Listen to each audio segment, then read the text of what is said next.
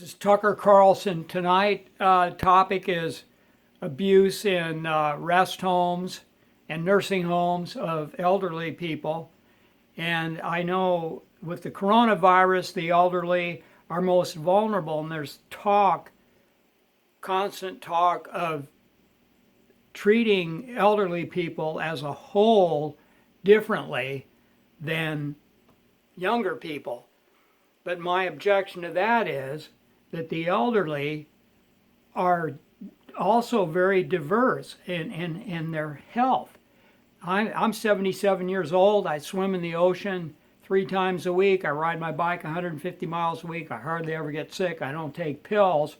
And I'll be damned if anybody's going to include me in some group that's subjected to discrimination just based on a category. It's not right. So the most the government should do about these health issues is just let people know what's going on and leave it up to the individuals to decide how they want to behave. Those who are afraid can wear a mask, stay home, do whatever they want. The rest of us should be free to go about our business. Look at the mess the government's created here. Just a total disaster. And it's been especially hard on people who are hardly vulnerable at all to the coronavirus. Children, very few get sick from it. Anybody under 60 or under 50 has very little probability of getting sick or having a serious problem with it.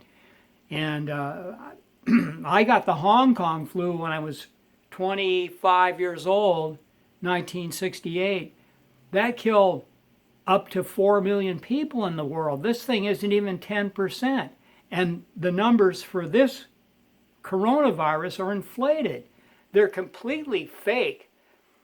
If you do any research, you see CDC changed the criteria on the death certificate. There are financial incentives to write down coronavirus death. So the data is corrupt. I'm not saying it isn't a serious disease or that it hasn't killed a lot of people, but in my view, it's not that extraordinary compared to the swine flu, the Hong Kong flu, the London flu, the 1957 flu. I think I got them all. I know for sure I got the London and the Hong Kong flu, and in 73, you won't read anything about the 73 Hong Kong flu. It didn't make that big of a mark, but in California, the first week of 73, just the first week of 73, it killed 57 people in California in 1 week. And before the coronavirus had even killed, I think it was not even 10 people, Governor Newsom had this big lockdown go on when it wasn't even at that time comparable to the London flu. And now, of course, the numbers, as I say, I think they've been inflated. But back then, I don't think they really even monitored the London flu. Well, it just was, included with the regular flu season, which is, if anybody looks into it, the 2017, 2018 regular flu killed up to 80,000 Americans. Now, I know this one is approaching 100,000, and they're doing everything they can to raise that number. I'm sure of that. But anyway, I'll shut up now and just go on with the... Here we go with Tucker Carlson.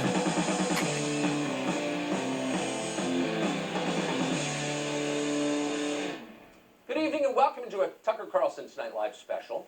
Months from now, if and when we're finally able to assess this pandemic rationally and honestly, it'll be clear that it was mostly a disaster for the old and the sick. 30-year-olds in Brooklyn have made the most noise, flooding the internet with their neuroses. But it's old people who've really suffered. About a third of all deaths in this country so far have occurred in long-term care facilities. We told you a lot about the tragedy unfolding in New York. As of tonight, almost 6,000 nursing home residents have died there after Governor Andrew Cuomo forced facilities to admit infected patients. But it's not only happening in New York. In New Jersey, Connecticut, and Massachusetts, for example, deaths in nursing homes account for more than half of the statewide totals. So if you're old and in a facility, this virus has been genuinely dangerous. But the real story is even worse than that, thanks to bad policies. Many nursing homes have banned all visits from relatives, even those who have tested negative for the coronavirus. That means for millions of aging Americans, lockdowns equal suffering alone, marooned in isolation away from children and grandchildren, often in the final days of their lives. It's hard to imagine anything sadder than that, but in fact there is something sadder. No visitors means no real supervision. No one who cares about the elderly can check in and see how they're doing. This is an invitation to the most awful kinds of abuse. Take a look at this video. It's from the Westwood Nursing Center in Detroit. We warn you, and we don't say this lightly, it is highly upsetting. We think you should see it because it's real.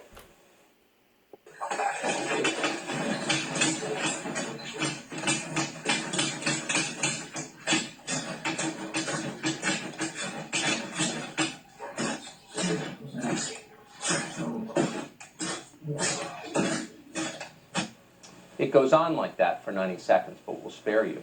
The monster throwing those punches is 20 years old. The helpless resident he's smashing in the face is 75. Westwood Nursing Center says it had no idea the assault even happened.